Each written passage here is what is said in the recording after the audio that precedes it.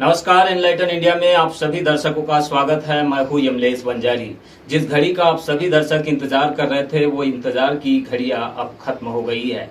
API के राष्ट्रीय अध्यक्ष विजय मानकर से एमएमसी की ओर से अतुल वैद्य ने एक महत्वपूर्ण और अति विशेष साक्षात्कार प्राप्त किया है। यह साक्षात्कार देश के साथ अंतर्राष्ट्रीय स्तर के तमाम ऐसे मुद्दे जो इस समय कोरोना त्रासदी के बीच व्याप्त है, इन तमाम मुद्दों पर पूछे गए सवालों को लेकर है। इन सवालों में कई प्रकार के ऐसे सवाल हैं जो आज देश में सियासी उठापटक से लेकर कोरोना त्रासदी और राफेल डील का जो मामला है उसको लेकर भी इसमें कई सवाल पूछे गए हैं। इसके अलावा आदिवासियों के संदर्भ में और आरक्षण को लेकर भी कई सवाल ऐसे पूछे गए हैं जिन पर बेबाक तरीके से एपीआई के राष्ट्रीय अध्यक्ष विजय मानकर ने अपना जवाब दिया है। तो आइए यूट्यूब के प्रीमियर लाइव के माध्यम से हम आपको दिखाते हैं यह लाइव साक्षात्कार। हेलो एंड वेलकम टू मानवतावादी media centre and enlightened news की तरफ से मैं अतुल वैद्य। आज हम इस इनलाइटेड न्यूज प्रोग्राम में इस खास चर्चा में बात करेंगे आज के युग के सबसे लर्नेड और टैलेंटेड लीडर और एपीआई के राष्ट्रीय अध्यक्ष धीमान विजय मानकर सर से। मानकर सर, आपका इस प्रोग्राम में बहुत बहुत स्वागत है। सर, अभी जिस तरह की परिस्थिति बन रही है तो उस परिस्थिति में पूछना चाह रहा है कि अमेरिका और चाइना में जो विपरीत परिस्थिति बन रही है ट्रेड वार को लेकर या युद्ध को लेकर, इसको आप किस तरह से देखते हैं? देखिए, ऐसा है कि जो अंतर्राष्ट्रीय जो संबंध है और जो जियोपॉलिटिक्स जिसको कहते हैं, उसमें अभी हमको ये समझना होगा कि अमेरिका और चाइना जो है इनके बीच में एक ग्लोबल लेवल पर कंपटीशन चल रहा है दो देशों के बीच में।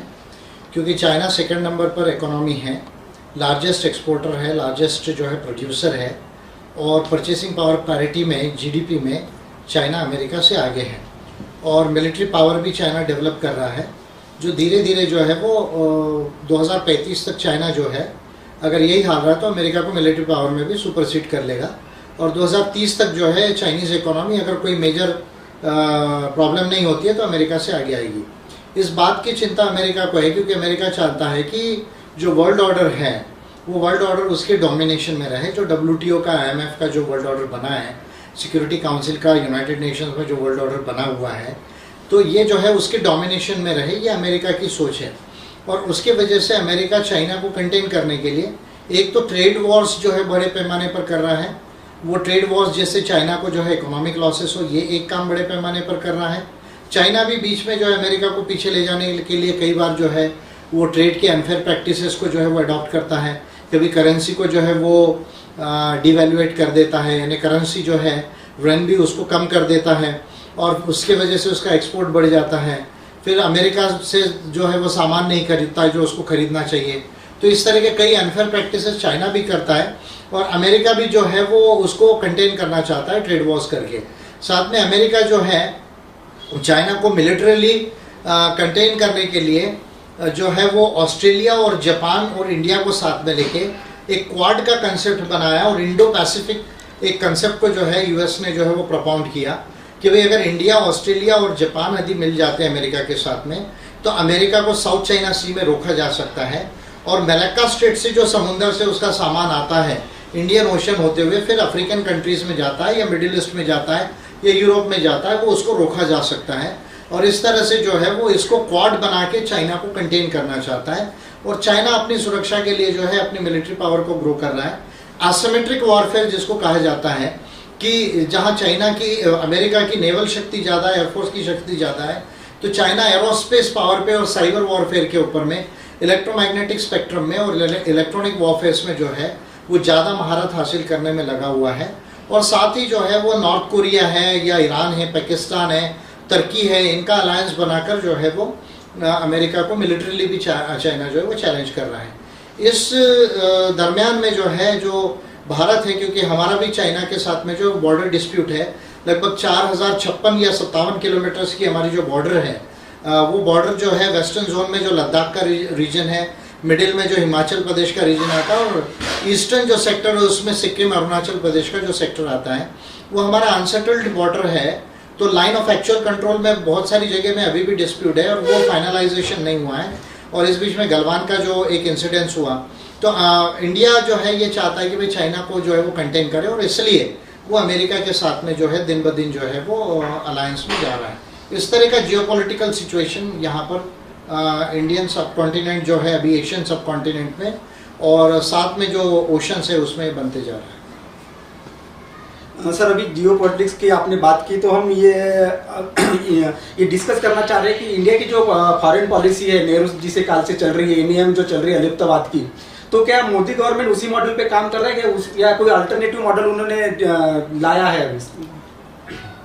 देखिए, नॉन अलाइंड मूवमेंट जो 1955 में जो बांडुप कॉन्फ्रेंस से जो है वो स्टार्ट हुआ, तो नॉन अलाइंड मूवमेंट में यानी ना हमको रशिया के ब्लॉक में जाना, यूएसएसआर के, ना हमको यूएसए के ब्लॉक में जाना, ये जो कंसेप्ट थी, और बाकी जितनी थर्ड वर्ल्ड कंट्रीज है उनको न्यूट्रल रह के जो है वर्ल्ड को डेवलप करना, ये जो कंसेप्ट थी, इसको जो है वाजपेयी के पीरियड में ही जो है जब इंडिया को न्यूक्लियर स्टेट डिक्लेयर किया गया, जो आपको याद होगा कि बुद्धा स्माइल्स करके जो सेकेंड जो मेजर जो टेस्ट किया और कारगिल युद्ध हुआ लगभग जो जिस पीरियड में, तो उसके बाद में जो है कि इंडिया एक न्यूक्लियर स्टेट है ये डिक्लेयर करके और अभी हम नॉन अलाइनमेंट की पॉलिसी को परस्यू नहीं करेंगे, और उसके बाद धीरे धीरे जो है अमेरिका के ब्लॉक में जो है वो इंडिया की जाने की शुरुआत हुई। अभी जो इंडिया का जो एंगेजमेंट है वो पूरी तरह से हम यूएस का अलाई तो नहीं है, पर हम यूएस का पार्टनर हैं, और अभी हम मल्टी एंगेजमेंट में हैं, यानी नॉन अलाइनमेंट से मूवमेंट से जो है रीअलाइनमेंट या मल्टी अलाइनमेंट इंडिया कर रहा है। तो इंडिया का मल्टी अलाइनमेंट है, एक तो G20 के साथ में मल्टी अलाइनमेंट है, जो G10 या G11 करके इंडिया को इनवाइट करने की बात भी हो रही है। उसके बाद में ब्रिक्स है, जो Brazil, Russia, India, China and south Africa, ये एक है। फिर एशियन कंट्रीज़ के साथ में हमारा मल्टीलैटरल एग्रीमेंट एंगेजमेंट है। उसके बाद साउथ ईस्ट एशिया के साथ में हमारा जो है वो एंगेजमेंट है, और सार्क फिर जो हमारा ट्रेडिशनल जो साउथ एशिया की जो कंट्रीज़ है उनके साथ में भी लिमिटेड लेवल पर एंगेजमेंट है। तो अभी इंडिया जो है बेसिकली अमेरिका का पार्टनर जो है वो है, और मल्टीलैटरल एंगेजमेंट अपने नेशनल इंटरेस्ट के लिए जो है वो कर रहा है। तो अभी इंडिया जो है वाजपेयी के पीरियड से वो पॉलिसी जो है वो चेंज हुई है। बाद में थोड़ा सा जो है वो 2006 या 8 का साल है जिस समय शायद जो है मनमोहन सिंह जी जो है यूनाइटेड नेशंस का कॉन्फ्रेंस छोड़ के जो है वो नॉन अलाइंड मूवमेंट का एक कॉन्फ्रेंस में गए थे।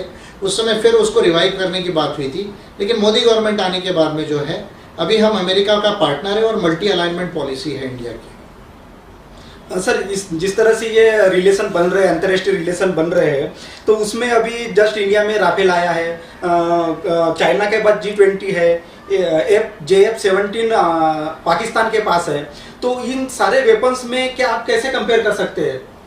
नहीं, देखिए, इंडिया की सिक्योरिटी के लिए हमको अपनी एयरफोर्स को स्ट्रॉन्ग करना भी ज़रूरी था। 42 स्क्वाड्रंस का जो है वो अलॉटेड जो है वो सैंक्शन है मिनिस्ट्री ऑफ डिफेंस की तरफ से जो है कि 42 जो है वो स्क्वाड्रन मिनिमम जो है एयरफोर्स को होने चाहिए। ये एयरफोर्स की डिमांड है लॉन्ग स्टैंडिंग, लेकिन अभी ऑपरेशनल जो हमारे स्क्वाड्रंस है 42 तो बने नहीं, लगभग 30-32 के आसपास ऑपरेशनल स्क्वाड्रंस है। और उसमें ऐसा है कि चाइना ने जो है वो 5th जनरेशन जो है वो J-20 जो प्लेन है वो चेंगडू जो उसका एविएशन जो कॉरपोरेशन है उसने बनाया है, वो 5th जनरेशन उसको क्लेम कर रहा है। स्टेल्थ टेक्नोलॉजी है, और जो 5th जनरेशन के फीचर्स होते हैं, इलेक्ट्रोमैग्नेटिक स्पेक्ट्रम हो या इलेक्ट्रॉनिक वॉरफेयर हो या एवियनिक्स एंड आर्मरी हो, इसको लेकर जो है वो प्लेन काफ़ी एडवांस प्लेन है। तो वो जो एक प्लेन था उसके वजह से हमको भी एक उसके लेवल पर नहीं तो कम से कम उससे नीचे एक प्लेन की ज़रूरत थी।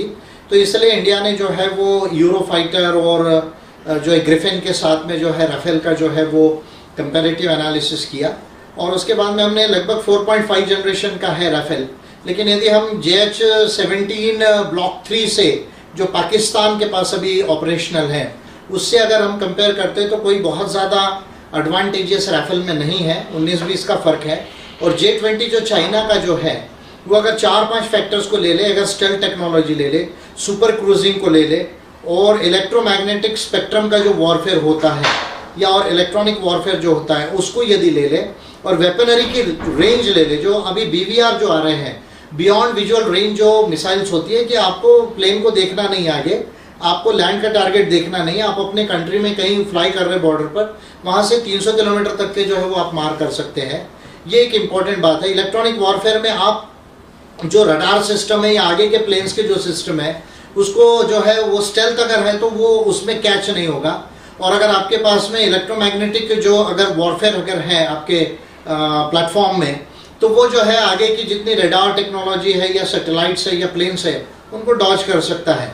तो इस मुकाबले में अगर हम देखें तो J-20 जो चाइना का जो 5th जनरेशन प्लेन है वो वर्चुअली 5th जनरेशन प्लेन है। जो 5th जनरेशन प्लेन्स जो है F-22 राफ्टर है, F-35 ये 2 यूएस के जो है वो 5th जनरेशन प्लेन्स है।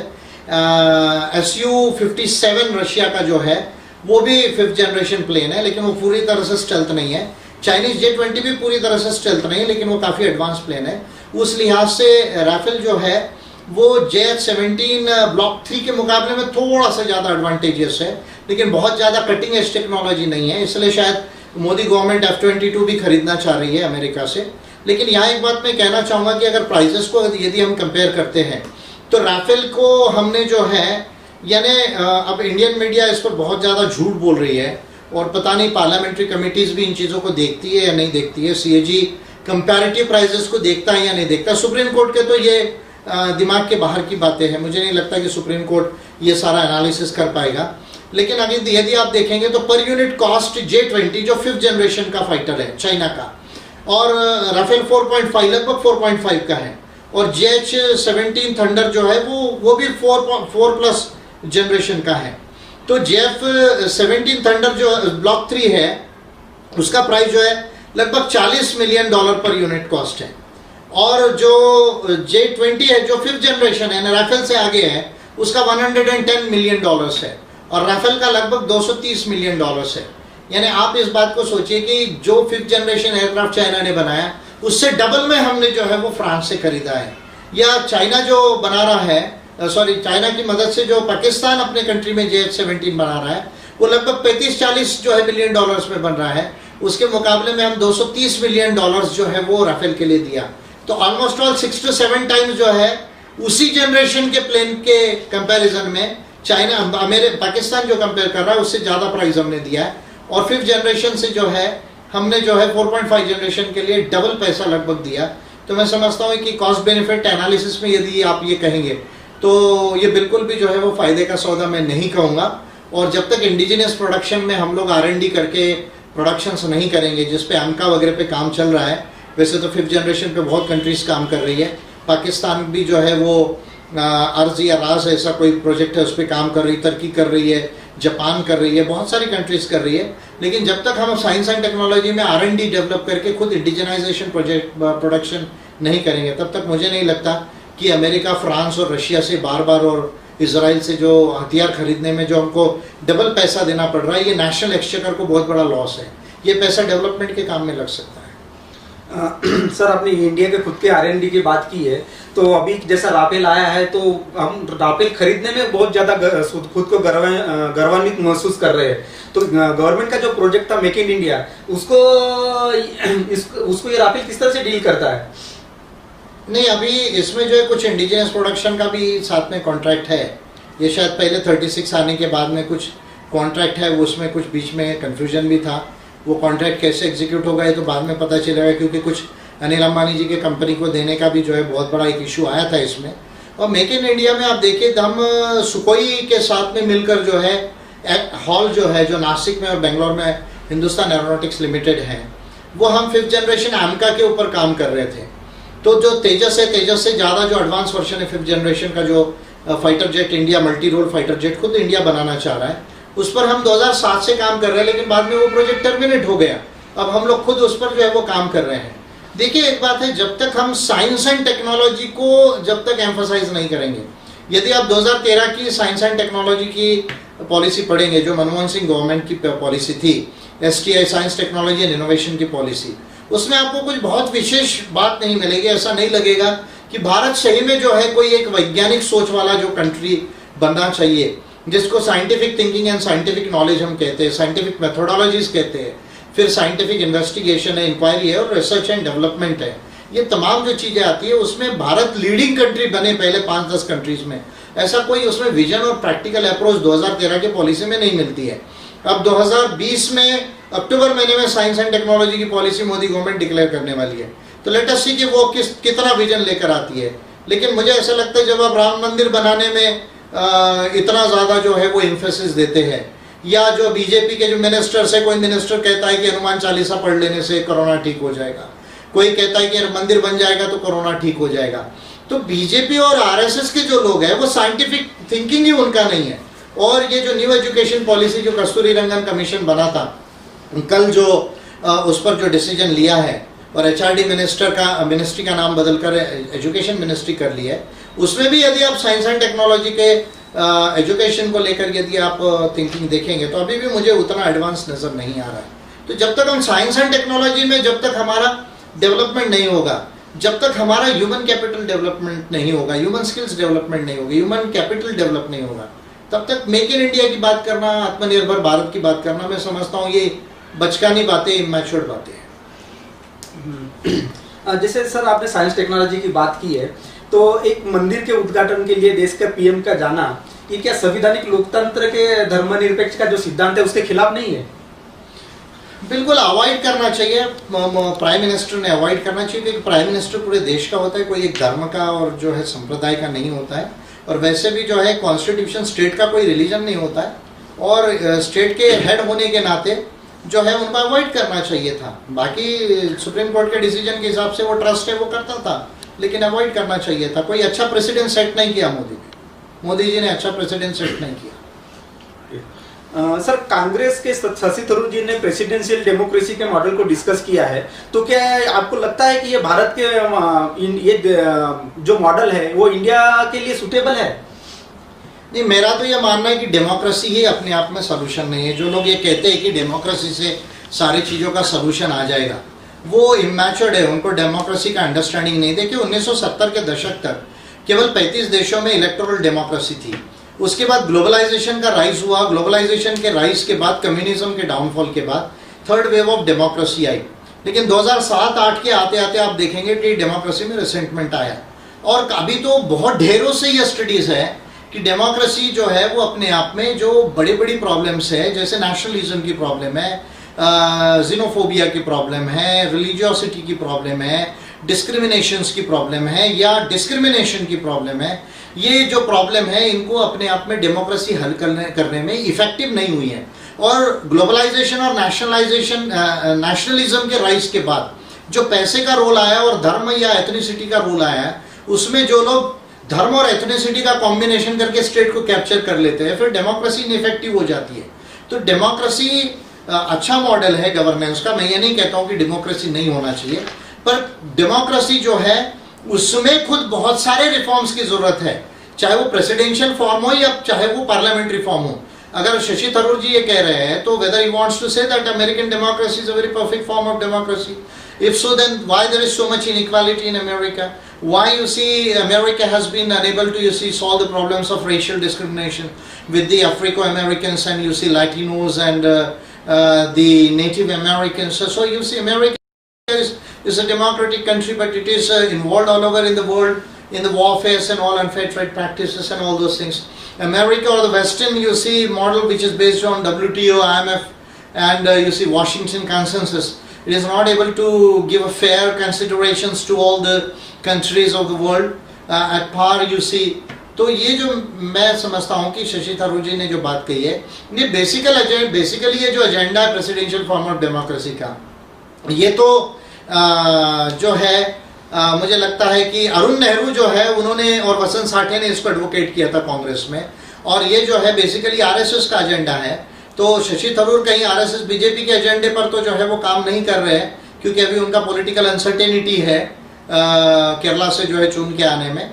तो मुझे ये डाउट हो रहा है, और अगर उनको इतना कॉन्फिडेंस है तो उनको अपना व्हाइट पेपर मॉडल डिक्लेयर करना चाहिए कि किस तरह का वो जो है डेमोक्रेसी चाहते हैं।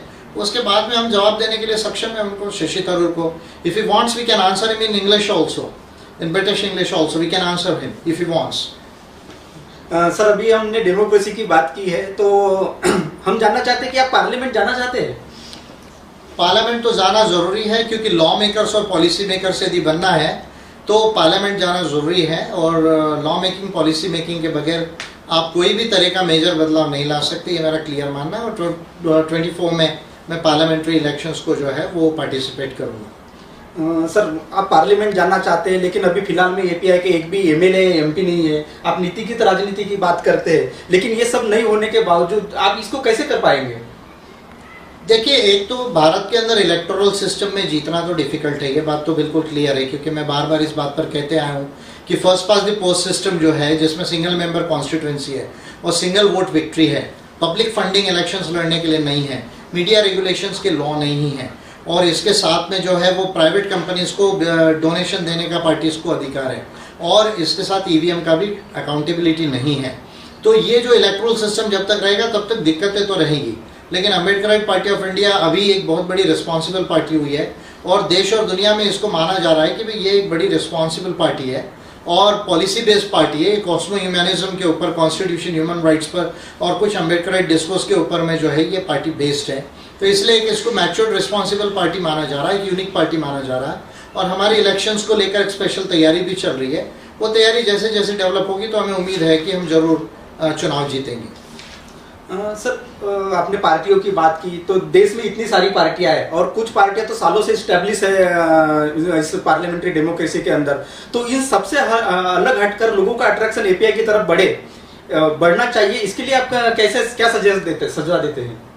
देखिए, जो जितनी पार्टीज अभी तो लगभग मुझे लगता है 2500 के आसपास रजिस्टर्ड पार्टीज है इंडिया में, तो लेकिन ये अगर आप उसको नेशनल सिनारियो में देखेंगे या स्टेट सिनारियोज में भी देखेंगे, मैं थोड़ा नेशनल सिनारियो में बात करता हूँ, तो आप ये पाएंगे कि 100-125 पार्टीज भी सीरियसली चुनाव नहीं लड़ती है। एक पॉइंट हमको जो है ध्यान में लेने की जरूरत है। दूसरा, जो पॉलिसी बेस्ड पार्टीज है जिनको बहुत अच्छे से मालूम है कि देश के लोगों की प्रॉब्लम कैसे सॉल्व करना है, देश को बड़ा कैसे बनाना है, इंडिया को डेवलप कैसे करना है, इंटरनेशनल लेवल पर क्या होना चाहिए, वो पॉलिसीज लेवल की जो पार्टी है जिनका क्लियर व्यू हो, वो आपको 8-10 पार्टीज भी नहीं मिलेगी। कांग्रेस बीजेपी को भी आप उसमें मिला लीजिए, उसमें अम्बेडकराइट पार्टी ऑफ इंडिया का बेस्ट पॉलिसीज है। ये पॉइंट नंबर 1 है। और अम्बेडकराइट पार्टी ऑफ इंडिया ये भारत के लोगों की पार्टी है, ये ऑल इंडिया पार्टी है, it is all India party movement and organisation. ये लगभग 20-22 राज्यों में ऑलरेडी स्प्रेड है। इसमें सभी कम्युनिटीज़ के लोग हैं, चाहे वो रिलीजन को मानते हो, रिलीजन को नहीं मानते हो, डिफरेंट स्टेट्स के लोग हैं, डिफरेंट कम्युनिटीज़ के लोग इसमें हैं।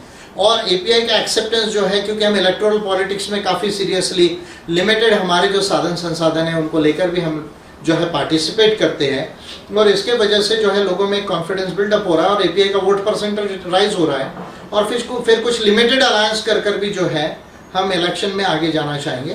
तो ये तमाम जितने भी प्रैक्टिकल चीज़ें उनको अडॉप्ट करके हम कोशिश करेंगे कि लिमिटेड सीट्स को हम जरूर जीतें।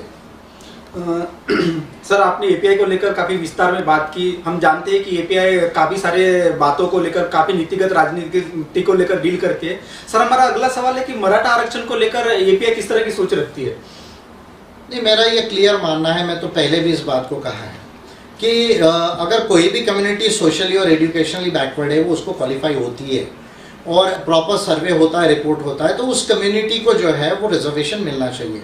इस लिहाज से महाराष्ट्र में जो socio economic backward classes commission जो है वो बना, उसने जो है वो रिपोर्ट दी, उसमें मराठा कम्युनिटी महाराष्ट्र में जो है वो कुणबी मराठास को अगर मिला लिए तो 30-32% होती है लगभग।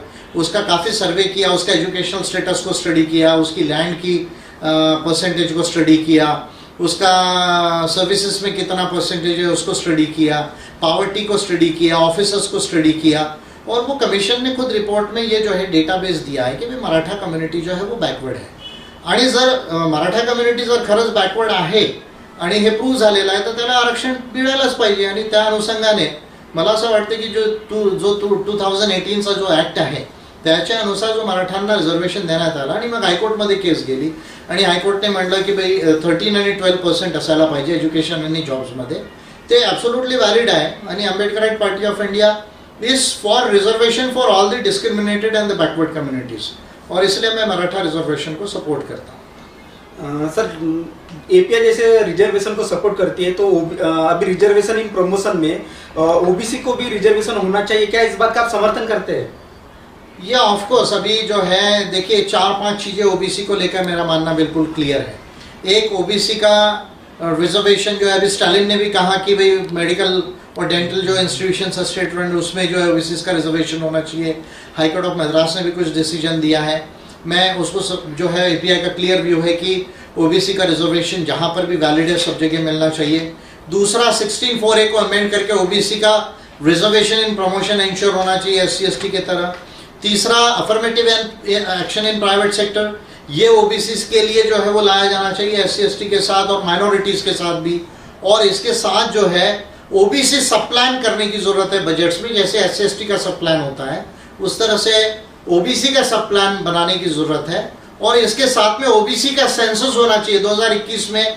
ये बहुत बड़ा इशू, इसके ऊपर में मैं ध्यान लाना चाहूंगा, क्योंकि अभी कोरोना के अंदर सब लोगों का ध्यान है, लेकिन हमने देखा कि कोरोना के अंदर में कल न्यू एजुकेशन पॉलिसी को कोई बड़े नेशनल डिबेट डिस्कशन के बगैर जो है वो मोदी सरकार ने फाइनलाइज किया। फिर 20, 22, 25 जो है वो पब्लिक सेक्टर एंटरप्राइजेस को जो है वो प्राइवेटाइज करने की जो है वो कोशिश जो है मोदी सरकार ने की। तो इस लिहाज से मैं ये कह रहा हूँ कि कोरोना बंदी के नाम में जो है बहुत सारी पॉलिसीज को मोदी गवर्नमेंट ऑलरेडी परसुएट कर रही है। अभी 2021 का सेंसस आने वाला है, उसमें ओबीसी की जनगणना भी होनी चाहिए। इसका भी मैं जो है वो प्रखर जो है पायोनियर हूँ। और एपीआई जो है ये तमाम ओबीसी की पॉलिसी जितनी है उसको जो है वो हमने अपने पॉलिसी में इनकॉर्पोरेट किया ऑलरेडी। सर आपने रिजर्वेशन की बात की, तो जैसा कि हमारे दर्शक भी जानते हैं कि आपने अभी तक 16 बिल बना के दिया है, और जैसा कि मुझे मालूम है आपने उसके ऊपर 2 बिल जो है वो रिजर्वेशन को लेकर है। तो इसके डिटेल्स लिंक कुछ आप बता पाएंगे सर हमारे दर्शकों को? देखिए, एक तो जो है वो जो है 10 बिल्स जो है वो कॉम्प्रिहेंसिव इलेक्टोरल रिफॉर्म्स पर है। इन्हें भारत की चुनावी व्यवस्था को first pass the post system से बदलकर प्रोपोर्शनल रिप्रेजेंटेशन सिस्टम और कुछ जो है एफपीडीपी में सीटें की जाए, यह पहला उसका प्रोविजन है। दूसरी, लोकसभा की सीटें 1,500 की जाएगी, उसका उसमें दूसरा प्रोविजन है। राज्यसभा की सीटें लगभग 650 के आसपास कैलकुलेशन मैंने करके दी है, वो होनी चाहिए, उसका प्रोविजन है। फिर पैसा चुनाव लड़ने के लिए जो है वो एक नेशनल इलेक्टोरल फंड बनाया जाए, उससे पैसा दिया जाए चुनाव लड़ने के लिए, उसका जो है वो प्रोविजन है पार्टीज और कैंडिडेट्स को। और प्राइवेट जो डोनेशंस है जो पार्टीज को दिए जाते हैं वो बंद किए जाए, ये उसका प्रोविजन है। फिर मीडिया को रेगुलेट किया जाए इलेक्शन के लिए, ये उसका प्रोविजन है। उसके साथ महिलाओं को 33% रिजर्वेशन हो, ये उसका प्रोविजन है। SC/ST का रिजर्वेशन हो PR सिस्टम में भी, ये उसका मैंने कैलकुलेशन करके दिया है। EVM का 100% पेपर ट्रेल काउंटिंग हो, ये मैंने कैलकुलेशन करके दिया हुआ है। और ये 10 बिल बड़े व्यापक चुनावी व्यवस्था को बदलाव के मैंने पार्लियामेंट्स को पहले दिए थे। अब हमारा ये प्रयास है कि प्राइवेट मेंबर बिल करके उनको लाएं। 2 बिल जो है भारत के संविधान में मानव अधिकारों को लाने के लिए, इनकॉर्पोरेट करने के लिए मैंने बना कर दिए। 2 बिल आदिवासियों के जल जमीन जंगल के अधिकार वास्तविक में उनको second generation of indigenous rights को एबोरिजिनल ट्राइब्स के भारत में आए, इंडिजिनियस पीपल के, वो मैंने बनाए हैं। और आरक्षण, क्योंकि सुप्रीम कोर्ट कह रहा है कि आरक्षण is not your fundamental right, अभी SC/ST OBC का ये फंडामेंटल राइट नहीं है, आप इसको एज अ राइट क्लेम नहीं कर सकते, ये स्टेट का डिस्क्रिशन है, वो चाहे तो देगा या तो नहीं देगा। ये जो सुप्रीम कोर्ट के जो है जो वर्चुअली उसने रिजर्वेशन को चैरिटी बना दिया है, तो उसको मजबूत करने के लिए रिजर्वेशन को भी मैंने 2 बिल्स को जो है वो ड्राफ्ट करके रखे हैं। लैटरल एंट्री तक के जो प्रोविजंस जॉइंट सेक्रेटरीज को, डायरेक्टर्स को जो है मोदी गवर्नमेंट ला रही है, उसमें भी रिप्रेजेंटेशन SC/ST OBC का होना चाहिए, वहाँ तक का मैंने उसको जो है वो ये किया है, प्रोविजंस किया है। और रिजर्वेशन को जुडिशरी तक के भी एक्सपांड करने का उसमें प्रोविजन है। सर आपने अभी न्यू एजुकेशन पॉलिसी को बारे में बोला है, तो जस्ट अभी ये हम लोगों के सामने आई है। तो मोदी सरकार का जो एक एजेंडा रहता है कि हम भारत को विश्व गुरु बनाना चाहते हैं, क्या आपको लगता है कि उसी को लेकर इन्होंने एक नया कुछ करने का कोशिश किया है? नहीं, देखिए, एक तो ये गुरु शिष्य की जो परंपरा है वो तो सूटेबल नहीं है। नॉलेज तो ऐसा डोमेन नहीं है कि किसी एक व्यक्ति को रहेगा दूसरे को नहीं रहेगा, एक से दूसरे को ट्रांसमिट होगा। नॉलेज तो कैसे, देखिए, हम होमोसेपियंस है, इंसान है, हमारे हर एक की जीन सेम है, हर एक का कोग्निटिव डेवलपमेंट हो सकता है समान रूप से। और इसके लिए जो है वो स्कूलिंग एजुकेशन बहुत इंपॉर्टेंट है, और बच्चे को जो है स्कूलिंग एजुकेशन, यूथ्स को उस तरह का एनवायरनमेंट मिले तो कोई भी कम्युनिटी, कोई भी सोसाइटी, कोई भी इंडिविजुअल और कोई भी कंट्री जो है वो डेवलप हो सकता है।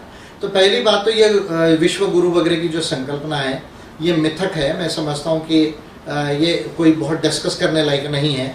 लेकिन भारत को सही में अगर हमको एक साइंटिफिक, ह्यूमेन, एगैलिटेरियन एंड एनलाइटेंड जो है नेशन बनाना है, एक ऐसा कंट्री बनाना है कि जो वैज्ञानिक हो, जो विज्ञान सम्मत हो, एक ऐसा कंट्री बनाना है जो डेवलप्ड हो, एक ऐसा कंट्री बनाना है जो मानवतावादी हो, एक ऐसा कंट्री बनाना है जो समतावादी हो, और एक ऐसा कंट्री बनाना है जो समृद्ध हो और साथ में जो है वो मोदवेडची हो, यानी एनलाइटेंड हो। यदि हमको राष्ट्र भारत को बनाना है तो फिर हमारी एजुकेशन नीति जो है ये बहुत ज़्यादा अच्छी होनी चाहिए। उस लिहाज से मुझे लगता है कल जो एजुकेशन नीति का जो कस्तूरी रंगन कमीशन से जो कुछ चीज़ों को अडॉप्ट किया है, तो अभी तो पूरा हमारे आगे ब्यौरा नहीं आया, लेकिन जो पेपर रिपोर्ट्स आ रही है, टेलीविज़न रिपोर्ट्स आ रही है, उसके लिहाज से जो है दो चीज़ों पर मैं कमेंट करना चाहूँगा। इसमें फॉरेन यूनिवर्सिटीज़ को जो आने का जो परमिशन दिया है वो वेलकम स्टेप है। मैं इसको वेलकम करता हूँ कि फॉरेन यूनिवर्सिटीज़ यदि भारत में आएगी तो भारत में जो है एक वर्ल्ड लेवल का जो नॉलेज का जो प्रोविज़न है वो जो है वो स्प्रेड होगा। लेकिन इन फॉरेन एजुकेशन यूनिवर्सिटीज़ में अब देखिए मजे की बात देखिए, आपकी 5वीं कक्षा तक आप कह रहे हैं कि भाई आप मातृभाषा और रीजनल लैंग्वेज में पढ़िए, इंग्लिश को आपने जो है वो साथ में कंपलसरी नहीं किया। तो यदि अगर आप बच्चे को, क्योंकि लैंग्वेज का डेवलपमेंट तो पहले 2 साल में होता है, ये तो प्रूव हो गया है कॉग्निटिव डेवलपमेंट में। अब गांव का बच्चा, गांव कस्बों के जो माँ बाप है या बच्चे या जंगल में जो आदिवासी है उनके जो बच्चे हैं, तो वो तो इंग्लिश नहीं बोल सकते, 2 साल तक तो माँ बाप इंग्लिश नहीं बोल सकते। फिर वहां पर जो है आप उनको कह रहे हैं कि भाई आप मदर टंग और जो है वो रीजनल लैंग्वेज में पढ़िए, तो 5वीं कक्षा तक तो उसका इंग्लिश का डेवलपमेंट नहीं होगा, शहर के बच्चे का इंग्लिश डेवलपमेंट हो जाएगा। तो फॉरेन यूनिवर्सिटी में जो गांव कस्बों का और जो जंगलों का बच्चा है वो पढ़ नहीं पाएगा उस लेवल से। तो मैं समझता हूँ कि ये यहाँ पर जो पॉलिसी है वो ठीक नहीं है। दूसरी जो पॉलिसी यानी इंग्लिश को फर्स्ट स्टैंडर्ड से ही कंपलसरी करना चाहिए था। दूसरा मेरा ये क्लियर मानना है कि फर्स्ट स्टैंडर्ड से किसी न किसी तरह का साइंस पढ़ाया जाना चाहिए, और आजकल तो बहुत टूल्स आ गए हैं, कोई थियोरेटिकल के साथ प्रैक्टिकल भी वे में पढ़ाया जा सकता है, कंप्यूटर है, मॉडल्स है, उससे भी पढ़ाया जा सकता है। ये 2 चीज़ों का अभाव मुझे जो है इसमें कॉन्स्पिक्यूअसली नज़र आ रहा है। और फिर जो है आपका स्कॉलरशिप्स का क्या होगा, फिर जो डिस्क्रिमिनेशन है एजुकेशन का, जो पर्टिकुलरली SC ST OBCs के साथ होता है, मुस्लिम कम्युनिटी के साथ में बहुत ज़्यादा डिस्क्रिमिनेशन एजुकेशन के अंदर होता है, उसके लिए एंटी डिस्क्रिमिनेशन मेजर्स कैसे होंगे, आप इनको स्कॉलरशिप्स कैसे देंगे, आप इनको भारत और अब्रॉड में पढ़ने के लिए क्या आपका पॉलिसी सिस्टम होगा, और इसके साथ में जो है आप जो है इसका बजटरी एलोकेशन कैसे गारंटी करेंगे, जो कम से कम 6% आपको कोठारी कमीशन ने भी कहा कि आपको एलोकेट करना है। इन चीज़ों को लेकर जो है कुछ बातें क्लियर नहीं है, पर कुछ बोर्ड एग्जामिनेशंस के पैटर्न को चेंज किया है, और साथ में जो है वो 5+3+3+4 यानी 5वीं फिर 8वीं फिर 11वीं और 4 साल का जो ग्रेजुएशन कोर्स किया है उसमें भी 1 ईयर है तो सर्टिफिकेट ले सकते हैं, 3 ईयर्स है तो डिग्री ले सकते हैं, इस तरह का प्रोविजन किया है। और एक होलिस्टिक और मल्टी डिसिप्लिनरी एजुकेशन की बात की है। कुछ बातें इसमें अच्छी है, पर मैं समझता हूँ अभी भी बहुत चीज़ें जो इसमें अभी क्लियर नहीं है। और एजुकेशन मिनिस्ट्री नाम बदल के बनाया है HRD को, तो कोई दिक्कत नहीं है, लेकिन ह्यूमन डेवलपमेंट और ह्यूमन कैपिटल तो डेवलप होना ही चाहिए, क्योंकि अभी का जो ग्रोथ है, जब आप पोस्ट इंडस्ट्रियल सोसाइटी में जाएंगे तो आप knowledge and innovation driven economy में ही जाते हैं। तो उस लिहाज से ह्यूमन डेवलपमेंट और ह्यूमन स्किल्स की संकल्पना चूकनी नहीं चाहिए, वो काम किसी और मिनिस्ट्री को देना चाहिए। मैं समझता हूँ बहुत सारे लार्जर इश्यूज हैं, इस पर अभी भी क्लैरिटी आने की बाकी है। तो कस्तूरी रंगन कमीशन रिपोर्ट तो हमारे पास है, लेकिन अभी गवर्नमेंट ने क्या अडॉप्ट किया उसको हम ज़्यादा देखेंगे। और फिर RSS का इतना इंटरफेरेंस क्यों, RSS क्यों उधर बैठे हुए थे उनके लोग सब पॉलिसी बनने तक, ये एक बहुत बड़ा सवाल है। और आप कहते हैं कि एंशिएंट इंडिया का मॉडर्न कॉन्ट्रीब्यूशन को हम देखेंगे, तो क्या आप पुष्पक विमान पढ़ाने वाले हैं या आप जो है वो ब्रह्मास्त्र पढ़ाने वाले? अगर ब्रह्मास्त्र पढ़ा रहे तो राफेल लेने की क्यों जरूरत पड़ रही है आपको? तो मैं ये समझता हूँ कि ये मिथकों को भी छोड़ने की तैयारी होना चाहिए। हाँ, एंशिएंट इंडिया की हिस्ट्री मालूम हो, लेकिन वो हिस्ट्री की शुरुआत कहीं वेदों से ना हो, केवल वो हिस्ट्री की शुरुआत जो है वो आदिवासियों के सभ्यता से हो, वो भीमबेटका से हो, वो कुरनूल केव से हो, वो अतिरापक्कम से हो, वो दिदवाना से हो, पैसारा से हो, हुरसिंगी से हो। तो मैं समझता हूँ कि ज़्यादा अच्छा रहेगा कि भारत से पहले और भारत के पहले गोंडवाना था, और सिंधु सभ्यता के पहले ये कोया, पुनेम और आदिवासियों की सभ्यता थी। वहाँ से अगर आप पढ़ाते एंशिएंट हिस्ट्री को, प्री हिस्ट्री को, तो मैं समझता हूँ कि जायज़ है। लेकिन मेरा क्लियर मानना है कि साइंस, टेक्नोलॉजी और मॉडर्निटी से ही इंडिया आगे जाएगा, कि केवल एंशिएंट पास्ट के ग्लोरिफिकेशन से नहीं। सर एजुकेशन की बात निकली, नॉलेज की बात निकली, तो सर दुनिया में काफ़ी थिंकर फिलोसोफर हुए, भारत में भी थिंकर फिलोसोफर हुए, लेकिन उनके कुछ फॉलोअर उनके थिंकिंग के आगे, उनकी विचारधारा के आगे फुल स्टॉप लगा देते हैं। अगर इसी तरह का फुल स्टॉप साइंस लगा ले अपने संशोधन में, तो क्या दुनिया का जो ये मॉडल डेवलप हो रहा है ये हो पाएगा? नहीं, मैं समझता हूँ कि ये तो बुद्धूपने के निशानी है कि दुनिया का जो डेवलपमेंट है, जगह नॉलेज का डेवलपमेंट है, वो अगर आप देखेंगे तो दुनिया में प्राचीन काल से लेके अभी तक जो है कंटिन्यूस डेवलपमेंट हो रहा है। और एक स्केल निकाली गई कि भाई हम अभी कौन से स्केल में हैं, A to Z में नॉलेज में, तो अभी भी हम K के लेवल तक भी नहीं पहुँचे। ये एक महत्वपूर्ण बात है। दूसरा, यदि आप देखेंगे तो पहले जो है वो हंटर्स एंड गैदरर्स सोसाइटी थी, बाद में फिर जो है वो जो एग्रीकल्चरल सोसाइटीज़ आई, और उसके बाद में जो है वो फिर इंडस्ट्रियल सोसाइटी आई। अभी जो है हम पोस्ट इंडस्ट्रियल सोसाइटी में जा रहे हैं। तो यदि आप मानव समाज का भी अगर डेवलपमेंट देखेंगे तो हंटर एंड गैदरर्स से जो है, जहाँ पर हम केवल खाने पीने के लिए शिकार करते थे, उसके बाद खेती करने लगे, उसके बाद में फिर इंडस्ट्रियल रेवोल्यूशन हुआ यूरोप में, और उसके बाद फिर अभी हम लोग जो है वो एक पोस्ट इंडस्ट्रियल सोसाइटीज़ में एंटर कर रहे हैं।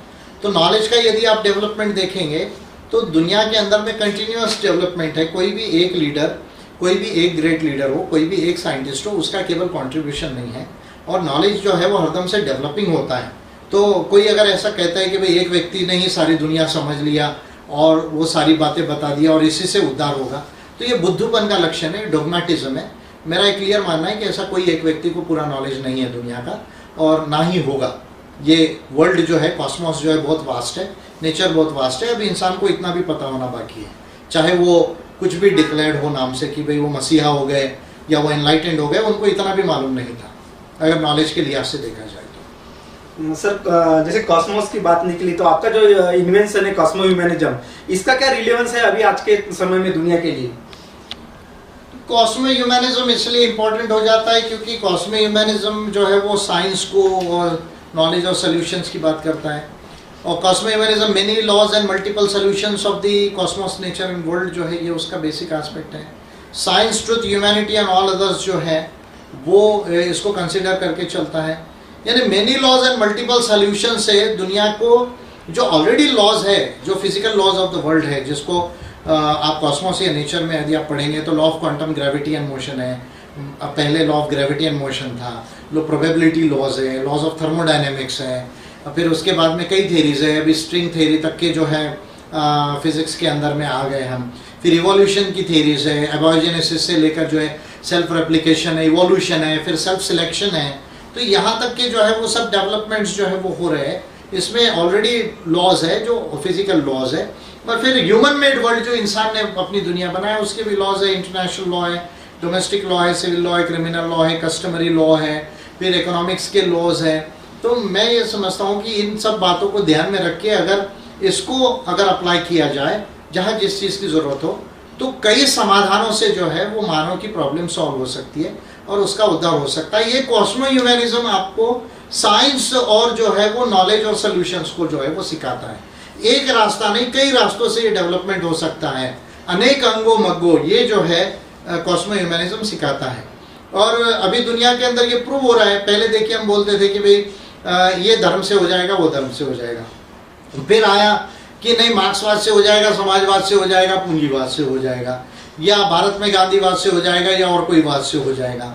अब देखिए दुनिया इस बात को मान चुकी है कि नहीं, अभी एक मार्क से दुनिया में सोल्यूशन नहीं आ सकता, कई चीज़ों के एप्लीकेशन से दुनिया में सोल्यूशन आएगा। और उसमें सबसे ज़्यादा तो जो एप्लीकेशन आ रहा है वो साइंस का आ रहा है। आज हर चीज़ में साइंस है।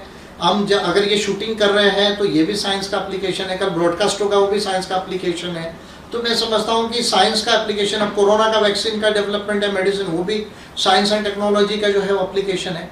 तो साइंस के बगैर, टेक्नोलॉजी के बगैर तो जो है वो आप दुनिया में आगे नहीं जा सकते। तो ये एक महत्वपूर्ण बात है। और फिर जो बाकी वर्ल्ड का नॉलेज है, चाहे वो इकोनॉमिक्स का हो, पॉलिटिकल साइंस का हो, वो चाहे पब्लिक एडमिनिस्ट्रेशन का हो, एंथ्रोपोलॉजी का हो, या आपके कॉन्स्टिट्यूशंस का हो, ह्यूमन राइट्स का हो, वेरियस जो नॉलेजेस है उसको समझकर जो है वो अप्लाई करके आगे जाना चाहिए। ये कॉस्मो ह्यूमनिज्म का बेसिक है। और एपीआई जो है इसको लेकर ही ये सबसे बड़ा बात है जिसको लेकर एपीआई चल रही है। सर, आपने कॉस्मो ह्यूमनिज्म को लेकर एपीआई को लेकर रिलेशन किया, तो हम देख रहे हैं कि एपीआई जो है कॉस्मो ह्यूमनिज्म का काफी क्लोजली अनुसरण करती हुई दिख रही है। तो ये किस तरह का एप्लीकेशन एपीआई के साथ बन रहा है कॉस्मो ह्यूमनिज्म का? देखिए, क्योंकि हम अभी जो जितना भारत की जो हम पॉलिसी डिक्लेयर किया, जो P2A2 एक पॉलिसी डॉक्यूमेंट, आज मैं इंटरव्यू में फ्रीली बैठा हूँ इसलिए मैं आपको कुछ डॉक्यूमेंट्स नहीं दिखाऊंगा, तो जो है क्योंकि एक फ्री इंटरव्यू मैं आपके साथ कर रहा हूँ, लेकिन P2A2 जो है policies path of Americanism and अनेक अंगो मगो और कॉस्मो ह्यूमनिज्म, ये हमने ऑलरेडी डिक्लेयर किया है और API की पॉलिसी बहुत क्लियर है और उसमें कॉस्मो ह्यूमनिज्म सर्वोपरि है अभी। तो कॉस्मो ह्यूमनिज्म में जो मैंने आपको अभी जो बातें बताई, जो साइंस, नॉलेज एंड सॉल्यूशंस की, many laws and multiple solutions of the cosmos, nature and world की, या science, truth, humanity and all others, यानी बाकी जो सृष्टि, बायोस्फीयर एंड इकोसिस्टम की, तो ये तमाम चीज़ों को समझ कर जो है हम लोग जो है ये एप्लीकेशन कर रहे हैं और उसमें हर पॉलिसी में इस बात को कंसिडर करके ही वो पॉलिसी बना के डिक्लेयर की जा रही है। तो मैं समझता हूँ कि हम किसी डोगमेटिज्म के ऊपर में जो है या किसी फिलॉसफी, आइडियोलॉजी को लेकर जो है हम लोग बायस नहीं है, डोगमेटिक नहीं है। हम जो है जहाँ जो चीज़ अप्लाई होती है उसको ढूंढकर जो है वो एप्लीकेशन करने में जा रहे हैं साइंटिफिक वे में। अच्छा सर, API की बात निकली तो अभी बिहार में जैसे कोरोना का होने के वजह से वहाँ के जो हेल्थ सिस्टम है वहाँ की पोल खुल गई है। API का बिहार में भी एग्जिस्टेंस है ऑलरेडी, और अभी आने वाले समय में बिहार और वेस्ट बंगाल में इलेक्शन भी है, तो ये सारे सिनेरियो को API कैसे डील करेगी? नहीं, हम दोनों जगह चुनाव लड़ेंगे, बंगाल में भी, वेस्ट बंगाल में भी चुनाव लड़ रहे, बिहार में भी लड़ रहे, और बिहार में तो चुनाव काफ़ी अच्छा होगा API का। और नीतीश गवर्नमेंट जो है वो बेसिकली जो है बीजेपी और जो JDS की जो JDU की जो गवर्नमेंट है वो पॉलिसी बेस्ड गवर्नमेंट नहीं। देखिए, बिहार एक बहुत बैकवर्ड स्टेट है अपने देश का, और बीमारू स्टेट्स में भी उसका नाम लिया जाता था, और बिहार में जो है वो अगर बीजेपी जो है बड़ी बड़ी बातें करके नीतीश को जो है एक बड़ा गवर्नेंस का फेस लेकर आगे लेकर आई, लेकिन बिहार के अभी भी अगर आप पैरामीटर्स देखते सारे सोशो इकोनॉमिक इंडिकेटर्स में, तो बिहार का डेवलपमेंट बहुत ज़्यादा अभी नहीं हुआ है। अभी आप देखिए कि कोरोना में भी वो जो है वो public health care system Bihar का एक्सपोज हो गया है। फिर आप बताइए, ब्रिज बना रहे, पुल बना रहे, उसमें जो है वो गिर रहे हैं। फिर बाढ़ की समस्या इतने सालों से, क्योंकि हिमालय से नदियाँ जो आती है तो उसको जो है वो चेक करने के लिए, चाहे आप नेपाल हो, चाइना के साथ जो ट्रीटीज होनी चाहिए, या आपको वो पानी को प्रॉपर इरिगेशन सिस्टम में ले जाने के लिए, डाइवर्ट करने के लिए जो सिस्टम बनाना चाहिए था, जो कैनल डाइवर्शन या रिवर डाइवर्शन जो प्रोजेक्ट्स के ऊपर में भी बात हुई है, उसका साइंटिफिक सर्वे कराकर भी वो डेवलप करना चाहिए था, उसके ऊपर में कोई काम नहीं हुआ है। फिर अभी मिड डे मील्स जो है वो बंद हो गए, उसमें लोग लड़के भूखे मर रहे हैं, उनको माँ बाप के साथ जाना पड़ रहा है। उसके बाद में क्या, अभी जो है कुछ शेड्यूल्ड कास्ट कम्युनिटीज़ के लोगों को जो है इंग्लिश पढ़ाने के लिए स्पेशल स्कीम लगाई, उसमें वो फेलियर्स हो रहे हैं। ऐसे रिपीटेडली एक के बाद एक फेलियर्स जो है वो बिहार गवर्नमेंट के हो रहे हैं। ये प्रूव करता है कि भाई बिहार गवर्नमेंट जो है, नीतीश कुमार जी को जो है वो नीतियों के आधार पर जो है वो अपने स्टेट को चलाना नहीं आता, और ये तमाम चीज़ों को हम एक्सपोज करेंगे। और अल्टरनेटिव पॉलिसी क्या हो सकती है इसके ऊपर में हम बात करेंगे। अभी तो कोरोना में बहुत ज़्यादा बोलने का मौका नहीं है, लेकिन जितना भी लिमिटेड सिचुएशन परमिट करेगी तो हम अल्टरनेटिव पॉलिसीज़ के ऊपर में भाष्य करेंगे बिहार में क्या होना चाहिए इस पर। सर, अभी बिहार की बात निकली तो राजस्थान में जिस तरह की खिचड़ी पकड़ी है, गहलोत, स्पीकर, गवर्नर या BSP, ये जिस तरह की राजनीति कर रहे हैं, और API भी अभी 3rd नंबर की पार्टी बनने जा रही है राजस्थान के अंदर में, तो ये सारे चीजों को API किस तरह से टैकल कर रही है? हाँ, राजस्थान में तो अम्बेडकराइट पार्टी ऑफ इंडिया एक बहुत बड़ी पार्टी है, उसमें वोट परसेंट हमारा सबसे ज़्यादा इंडिया में जो है राजस्थान में है। और राजस्थान में ये जो पॉलिटिकल जो टसल चल रहा है अपमानशिप का गहलोत और पायलट के बीच में, तो इसके बीच में गवर्नर ने भी बहुत सारा अनफेयर रोल जो है वो प्ले किया।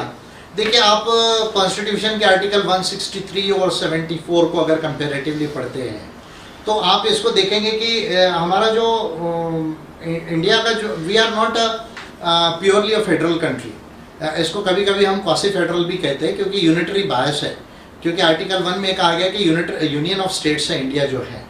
और ये जो है हमारा ब्रिटिश से हमने बोरो किया, गवर्नमेंट ऑफ इंडिया एक्ट 1935 से 70% से ज़्यादा हमारा संविधान बोरोड है। ये बात तो जो है हमको जिन्होंने संविधान कैसा बना, क्या बना, इसको डिटेल में पढ़ा है, उनको ये बातें मालूम है कि गवर्नमेंट ऑफ इंडिया एक्ट से 70% से ज़्यादा बोरो किया हमने भारत के संविधान में। और इसलिए जो पहले ब्रिटिश रूल था उसमें गवर्नर सिस्टम से जो है प्रोविंसेस को कंट्रोल किया जाता था। तो वही जो फीचर है आपको इंडियन कॉन्स्टिट्यूशन में भी कहीं मिलेगा अगर आप आर्टिकल 163 को पढ़ते हैं और 74 को पढ़ते हैं। तो राष्ट्रपति के लिए तो aid and advice of the council of ministers जो है वो बाइंडिंग है, यानी राष्ट्रपति को अगर हमारा कैबिनेट जो है देश का जो है भारत सरकार का, अगर वो एड एंड एडवाइस करे कि भाई अभी पार्लियामेंट बुलाना है, तो राष्ट्रपति नहीं बोल सकते। वो ज्यादा से ज्यादा जो एक बार वापस भेज सकते कि रिकंसिडरेशन के लिए कुछ पॉइंट्स लिखकर, और अगर फिर से कैबिनेट अप्रूव करता है तो राष्ट्रपति को ऑर्डर देना पड़ेगा, क्योंकि वहां क्लियरली लिखा है कि शाल, अगर आप आर्टिकल 74 को पढ़ते हैं तो शाल, यानी आप राष्ट्रपति aid and advice of council of ministers के आधार से ही एक्ट करेंगे। लेकिन अगर आप 163 को आर्टिकल को यदि पढ़ते हैं तो उसमें आप देखेंगे कि उसमें जो है डिस्क्रिशन ऑफ द गवर्नर की बात की गई है। अब डिस्क्रिशन ऑफ द गवर्नर की जो बात की गई, यहीं पर जो है वो गवर्नर्स को बहुत सारा रोल आ जाता है, और वो जो है डिस्क्रिशन ऑफ द गवर्नर जो है यह जुडिशियल रिव्यू के भी बाहर है हमारे कॉन्स्टिट्यूशन के अंदर। तो इसलिए जो है इसका फायदा कई बार गवर्नर्स ले लेते हैं, और फिर सुप्रीम कोर्ट के ऑफकोर्स कहीं कुछ डिसीजन है उसमें कहा है कि भाई aid and advice of the council of ministers ये बाइंडेड है और गवर्नर को उसके हिसाब से जाना चाहिए। और ये भी कहा है कि कौन कौन से इश्यूज के लिए डिस्क्रिशन जो है वो परमिसेबल है। ऐसे कई सुप्रीम कोर्ट के भी डिसीजंस है, लैंडमार्क डिसीजंस है, लेकिन गवर्नर्स फिर भी कई जो है सिचुएशन को लेके, इसको लेकर उसको लेके अपने डिस्क्रिशन का यूज कर लेते हैं, और इलेक्टेड जो गवर्नमेंट होती है वो हदबल हो जाती है। ये एक पॉइंट है जिसको हमें समझने की जरूरत है। इसलिए मैंने जो ह्यूमन राइट्स के जो 2 बिल लाए हैं और आदिवासियों के राइट्स के लिए, जो इंडिजिनस राइट्स के लिए, उसमें गवर्नर को रिमूव करने के लिए असेंबली को राइट होना चाहिए, ये एक प्रोविजन लाया है। जैसे इम्पीचमेंट ऑफ द प्रेसिडेंट का प्रोविजन है, उसी तरह से रिमूवल ऑफ गवर्नर का प्रोविजन होना चाहिए। एक ड्यू प्रोसेस फॉलो करके पहले इंक्वायरी कमेटी बैठे, वो स्टडी करे, चार्जेस फ्रेम हो, उसको देखा जाए, और अगर प्रूव होते तो उसको रिमूव किया जाना चाहिए गवर्नर को। क्योंकि आप देखिए गवर्नर को बहुत ज्यादा पावर्स है, क्योंकि वो बिल्स को भी अगर आर्टिकल 200 को पढ़ते तो वो रिजर्व कर सकते हैं प्रेसिडेंट के लिए। फिर 5th शेड्यूल के तो होल एंड सोल इंचार्ज जो है वो गवर्नर है। फिर एजुकेशन के मैटर्स में बहुत सारा गवर्नर को पावर है, क्योंकि वो चांसलर होते हैं, हायर एजुकेशन के हेड होते हैं। तो इसलिए जो है वो गवर्नर को बहुत सारे पावर्स है, और फिर इलेक्टेड गवर्नमेंट जो है वो जो है हदबल हो जाती है। तो इसलिए जो है गवर्नर्स को रिमूवल के पावर्स होना चाहिए, मैंने अपने बिल्स में सजेस्ट किया है। ये पहला पोर्शन है। दूसरा पोर्शन, अब इसमें बीएसपी के जो 6 MLA जो मर्ज हो गए थे, तो वो जो मर्ज हो गए थे कांग्रेस के अंदर में, अब बीएसपी जो है वो हाईकोर्ट में शायद एक केस फाइल किया। एक कोई बीजेपी का भी पर्सन है, उसने भी सेम इशू को लेके राजस्थान हाईकोर्ट में जो है वो केस फाइल किया है। तो ये क्या कॉम्बिनेशन है बीजेपी और बीएसपी का, ये लोग वो जानेंगे। लेकिन मैं इतना कहना चाहूँगा मायावती जी से कि सतीश मिश्रा जी पे डिपेंड करने के बजाय खुद संविधान को उठा के थोड़ा सा पढ़े तो ज़्यादा अच्छा होगा। आर्टिकल 191(2) को पढ़ ले, 1022 को पढ़ ले, 10th शेड्यूल को पढ़ ले, तो समझ में आ जाएगा कि मर्जर ऑफ द पार्टी क्या होता है और क्या वो रिवोक हो सकता है या नहीं हो सकता है। मैं समझता हूँ सतीश मिश्रा के ऊपर क्यों डिपेंड करते हैं, मायावती जी खुद पढ़ सकते हैं। अगर इंग्लिश में नहीं पढ़ सकते तो हिंदी में पढ़ ले कॉन्स्टिट्यूशन को, तो उनको समझ में आ जाएगा। इससे ज़्यादा तो अभी हाईकोर्ट होता है, हाईकोर्ट डिसाइड करेगा जो भी करना है। सर इसी घड़ी में पूछ रहे थे कि सर इस कोरोना संकट में जहां भारत सरकार का जीडीपी कंटिन्यूसली डिग्रोथ हो रहा है, और उसी में अगर हम रिलायंस का देखें तो कंटिन्यूसली रिलायंस ग्रो कर रहा है, तो ये पूंजीपतियों के साथ ये मोदी सरकार का किस तरह का इकोनॉमिक चल रहा है? बड़ा सरप्राइजिंग है। रिलायंस का जो कैपिटल शेयर है मार्केट का वो 14 लाख करोड़ का हो गया। अब भारत का GDP, nominal GDP 200 lakh crore का है, लेकिन कोरोना में हम लोग जो है वो जो टोटल एक एस्टिमेट आ रहा है 20 लाख करोड़ हमारा लॉस हो जाएगा। तो भारत जो है एज ए जीडीपी हम 20 लाख करोड़ लूज कर रहे हैं, लेकिन रिलायंस जो है वो आप देखिए कि 14 लाख करोड़ का शेयर कैपिटल हो गया, और कोरोना में भी अंबानी जी की जो है वो वेल्थ बढ़ रही है। तो मैं समझता हूँ कि ये तो कास्ट कैपिटलिज्म है, जिसको मैं बार बार कहता था कि मोदी सरकार जो है, देखिए ये 5-10 जो उद्योगपति है उनको तो फेवर करती है, अंबानी है, अडानी है, फिर टाटा है, मित्तल है, और इस तरह के जो 8-10 जो है इनके पैक्ट जो है वो इंडस्ट्रियलिस्ट है, उनको फेवर करती है।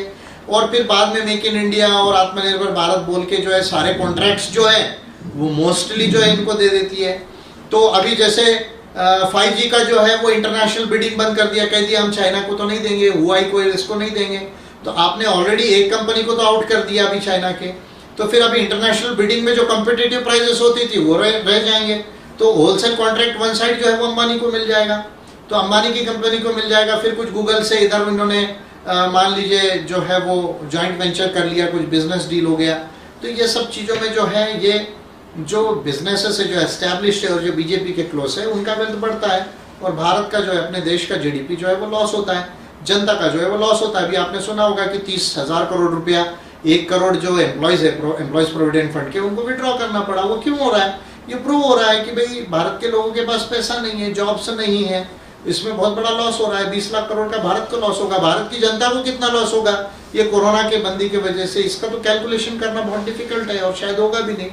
तो मैं समझता हूँ कि ये कास्ट कैपिटलिस्ट नीति है मोदी गवर्नमेंट की और इसके वजह से अंबानी की वेल्थ बढ़ती है। और थॉमस पिकेटी ने अपना जो लेटेस्ट बुक है कैपिटल एंड आइडियोलॉजी, उसमें काफ़ी सोल्यूशंस पे बात की है इसके। सर अभी जल्दी सेंसस आने वाला है 2021 में, उसको उसमें ट्राइबल कोड, ओबीसी का डिटेल्स या फिर जो धर्म को मानते हैं या नहीं मानते हैं उनके लिए कुछ कॉलम, इस तरह के काफी माइन्यूट डिटेल वहाँ होगी। तो इसको आप कुछ डिटेल में बताना चाहेंगे हमारे दर्शकों को? नहीं, वो अभी बहुत अच्छा सब्जेक्ट निकाला आपने। एक्चुअली अभी सेंसस के ऊपर किसी का ध्यान नहीं और फरवरी में सेंसस हो जाएगा और हमें पता भी नहीं चलेगा, हम सब कोरोना लॉकडाउन में रहेंगे। वो हो सकता है इस सेंसस में जो है वो एनआरसी का डेटा इकट्ठा कर लिया जाए और वो डेटा को फिर बाद में एनआरसी के लिए यूज़ कर लिया जाए। अभी ये सेंसस हो रहा है, इसमें ओबीसी का सेंसस होना चाहिए, इस पर कोई बात नहीं हो रही है। आदिवासियों का एक अलग से कोड होना चाहिए उनकी संस्कृति और सभ्यता के लिए, बाकी धर्मों से अलग। जो भी आपका हिंदू है, मुस्लिम है, क्रिश्चियन है, बौद्ध है, जैन है, पारसी है, जो भी ये रिलीजियस कोड है, उससे अलग एक आदिवासियों का कोड होना चाहिए कल्चर का, क्योंकि वो नेचर को जो है वो मानते हैं। तो वो जो है वो उसका एक बहुत बड़ा इशू है। फिर कोई लोग धर्म को नहीं मानते, उनका कॉलम होना चाहिए जो पहले हुआ करता था सेंसस में, वो एक अलग आने का जो है वो इशू है। और फिर बाद में सोशियो इकोनॉमिक इंडिकेटर्स के कौन कौन से डेटा इस सेंसस में कलेक्ट करने जा रहे हैं गवर्नमेंट, उसके ऊपर में कोई चर्चा नहीं, क्योंकि पार्लियामेंट भी सेशन में नहीं है। तो मैं समझता हूँ कि बहुत सीरियस इश्यूज है, ये तमाम चीज़ें जो है इस पर ध्यान देने की ज़रूरत है। और इस पर कुछ काम तो मैंने किया ऑलरेडी, ट्राइबल कोड के ऊपर में है या नो रिलीजन के ऊपर में जो कॉलम आना चाहिए उसके ऊपर, ओबीसी सेंसस के ऊपर में भी मैंने पिटिशन की है। और लेकिन ये सब चीज़ों के ऊपर क्योंकि पार्लियामेंट सेशन में नहीं और कोरोना बंदी में बड़ी सभा सम्मेलन नहीं कर पा रहे, तो ये तमाम पब्लिक अवेयरनेस में दिक्कतें जा रही है ये करने में। सर देश में इस तरह इतना बड़ा भयानक संकट है और उसमें मीडिया अर्थव्यवस्था या रोजगार को लेकर कोई भी बात नहीं कर रही है और ऐसा दिखा रही है कि सब कुछ ठीक चल रहा है। तो मोदी जी जो अमेरिका में कह के आए हैं कि यहाँ सब कुछ ठीक है इंडिया में, ये क्या मीडिया और मोदी जी का अलायंस चल रहा है इंडिया में? नहीं, अभी तो ये बात कोई छुपी नहीं रही है कि इनका अलायंस है, उनके लिए ठीक है। अभी तो उनको पैसा मिल रहा है मीडिया वालों को, तो वो मीडिया जो है वो तो इनकी जो है वो प्रोपेगेंडा एजेंसीज है ना। अभी जो है अगर आप एनडीटीवी को छोड़ दो और थोड़ा सा राजदीप सरदेसाई जो इंडिया टीवी का जो चैनल है इंग्लिश का, उसको थोड़ा सा यदि छोड़ देते हैं तो जो है अगर मेजॉरिटी में 90% से ज़्यादा जो है वो तो ये जो है वो प्रचारक है, ये जो है वो अभी आप इनको क्या एडिटर्स को क्या कहते हैं, संपादक नहीं है ये लोग, अभी ये जो है वो समर्थक है, इनके प्रचारक हैं। और इसके लिए मीडिया रेगुलेशन का लॉ बनाने की ज़रूरत है। मीडिया ओनरशिप पे नॉन प्रॉफिट मीडिया कॉरपोरेशंस बनाने की ज़रूरत है। इसका मॉडल है कि भाई जो शेयर होल्डर्स है वो एक नहीं होगा, कई शेयर होल्डर्स होंगे और कितना भी पैसा वो लगाए लेकिन उनका शेयर 50% से ज़्यादा नहीं होगा। और 50% किसके शेयर होंगे? तो एडिटर्स के, फिर मीडिया कर्मियों के होंगे और व्यूअर्स का जो है उसमें शेयर होंगे, जो हमसे रिकवर कर रही है पैसे डायरेक्टली इनडायरेक्टली, उनका जो है इसमें जो है वो शेयर होल्डिंग होगा। तो जब वो नॉन प्रॉफिट मीडिया ऑर्गेनाइजेशन बनेगा, पॉइंट नंबर 1, तब जाके जो है जो पैसा लगा रहा है केवल उसका शेयर होल्डिंग, उसका मेजॉरिटी नहीं रहेगी, पहली बात। दूसरा, representation of opinions and persons के लिए डाइवर्सिटी का लॉ बनाने की जरूरत है। जैसे साउथ अफ्रीका के अंदर में डाइवर्सिटी कमीशन है और वो मीडिया के लिए भी अप्लीकेबल होते हैं उसके लॉज, उस तरह से यहाँ डाइवर्सिटी का लॉ बनाने की जरूरत है ताकि एडिटोरियल बोर्ड से लेके जितना मीडिया कर्मी है उसमें रिप्रेजेंटेशन हो सभी लोगों का, इंक्लूडिंग महिलाओं का और different SC ST OBC minorities communities का या जनरल कम्युनिटीज का भी हो। और साथ में जो एडिटोरियल बोर्ड और एजेंडा है उसमें जो एक मोटा मोटा क्या चीज़ों का रिप्रेजेंटेशन होना चाहिए व्यूज का, वो भी उसमें डाइवर्सिटी अगर रहेगी तो आएगा। तो एक तो non profitable media ownership, media corporations and diversity law, 2 तरह का लॉ यदि ये देश में बनाया जाए तो ये ठीक होगा, अदरवाइज ये ठीक नहीं होगा, क्योंकि ये तो पैसा लेकर बोलने वाले लोग हैं, तो ये अपना मुंह चलाते रहेंगे क्योंकि उनके लिए तो सब ठीक है, उनको पैसा मिल रहा है। सर मोदी सरकार जब से आई है कुछ ना कुछ सरकारी कंपनियों को बेच रहे हैं। अभी 23 नई कंपनी को बेचने का उन्होंने प्लान बना लिया है, अभी बस एग्जीक्यूट होना बाकी है। तो इस तरह ये जो सरकारी कंपनियों को बेचने का ये काम मोदी सरकार कर रही है, तो ये किस तरह की अर्थशास्त्र का नया मॉडल सेट कर रही है ये मोदी सरकार? नहीं, ये बहुत सिंपल है। देखिए, इसमें दो चीजें वो करना चाह रहे हैं। एक जो है, देखिए, जब भी आप प्राइवेटाइजेशन करते हैं तो इसका सिंपल है, आप पब्लिक प्रॉपर्टी को प्राइवेट प्रॉपर्टी बना रहे हैं। यानी जो पब्लिक के टैक्सेस से, जनता के टैक्सेस से जो सालों साल पब्लिक सेक्टर एंटरप्राइजेज जो है वो खड़ी हुई है, सेंट्रल हो या स्टेट हो, उसको आप उठा के उसको डीवैल्यूएट करके, उसको लॉस में लाके, उसका कम वैल्यूएशन करके, मान लीजिए वो 1000 करोड़ की कंपनी है, उसको लॉस में ला डीवैल्यूएट किया, फिर डेप्रिसिएशन निकाला, उसको 200 करोड़ में जो है वो उठा के बेच दिया, फिर अंबानी अडानी को दे दिया। तो जो पब्लिक प्रॉपर्टी थी वो जाके प्राइवेट प्रॉपर्टी हो जाती है, और फिर प्राइवेट ओनर्स वो जो है वो महंगे हो जाते हैं, और उसका शेयर जो है, जैसे 49% भी शेयर अगर हो जाए किसी पब्लिक सेक्टर का, तो उस पर जो सीएजी का ऑडिट है वो खत्म हो जाता है। तो आपका जो है कंट्रोल चले जाता है, सीएजी और पार्लियामेंट का कंट्रोल उसमें से चले जाता। Point number 1। दूसरा, जो रिजर्वेशन का ऑब्लिगेशन है हमारे कॉन्स्टिट्यूशन के तहत, SC ST OBCs का जो रिजर्वेशन का ऑब्लिगेशन है, जो शाहू महाराज के पीरियड से 1902 से आया, और कृष्णदेवराय वडियार मैसूर के जो प्रिंस थे, और जस्टिस पार्टी, इसका बड़ा रोल रहा है रिजर्वेशन को लाने में। बाद में कॉन्स्टिट्यूशन बनने में डॉक्टर अम्बेडकर का भी इसमें रोल रहा है, लेकिन शुरुआत जो है वो शाहू महाराज से और कृष्णदेवराय वडियार और जस्टिस पार्टी से इसकी हुई है। तो ये जो रिजर्वेशन का जो ऑब्लिगेशन है कि SC ST OBC को रिजर्वेशन मिलना चाहिए, तो एक बार वो पब्लिक सेक्टर से प्राइवेट हो गई तो रिजर्वेशन का इशू खत्म हो जाता है, क्योंकि प्राइवेट सेक्टर में तो रिजर्वेशन या अफर्मेटिव एक्शन नहीं है। तो दो ऑब्जेक्टिव है मोदी सरकार के कि 2 लाख 3 लाख करोड़ रुपया इसमें से कमाना है, क्योंकि अभी टैक्सेस तो है ही नहीं। तो एक तो इनको उठाकर बेच दो, तो ये जो है वो अंबानी अडानी जैसे जो इनके पेट जो है बिजनेसमैन है, उनको जो है वो फायदा हो जाएगा। दूसरा, रिजर्वेशन का झंझट खत्म हो जाएगी। तो दो ही इसके पीछे के मेन मकसद है। सर अभी ऐसा चल रहा है कि राम मंदिर बन जाएगा तो सारी समस्याएं खत्म हो जाएगी, और अभी ऐसी मीडिया रिपोर्ट से आई है कि अयोध्या मंदिर के जो विघ्नहर्ता पुजारी थे उनको और उनके साथ में 16 सुरक्षा कर्मियों को कोरोना पॉजिटिव पाया गया है। तो इस तरह की जो सिचुएशन में इनका जो बयानबाजी आती है, साध्वी प्रज्ञा हो गई या प्रोटेम स्पीकर रामेश्वर जी का जो बयान आ रहा है, तो इसमें क्या सुसंगत बैठता है ये सारी चीजों में? नहीं, मैं इसको एक ही बात में कहना चाहूंगा, हिंदुत्ववादी ये भोंदूवादी है। मेरा एक ही स्टेटमेंट इस पे है, हिंदुत्ववादी ये भोंदूवादी है। इनका ज्ञान विज्ञान से कोई जो है वो संबंध नहीं है, क्योंकि एक है वो काल्पनिक ईश्वर और आत्मा को और मोक्ष को जो है वो मान रहे हैं, जिसका विज्ञान में कहीं जो है वो अस्तित्व जो है वो प्रमाणित नहीं होता।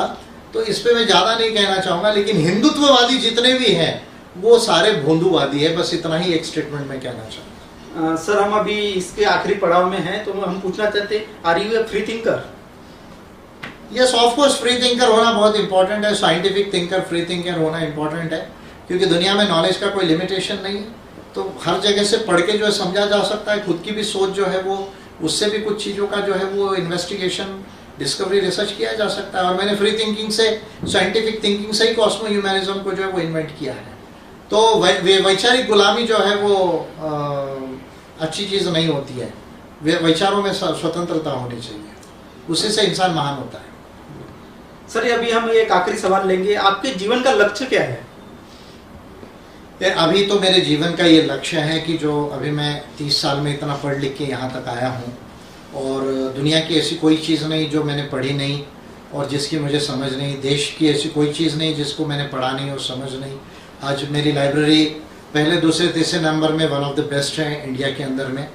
और अभी जो है ये काम करते करते मैं अम्बेडकराइट पार्टी ऑफ इंडिया को जो है वो देश के 20-22 राज्यों में ला पाया हूँ।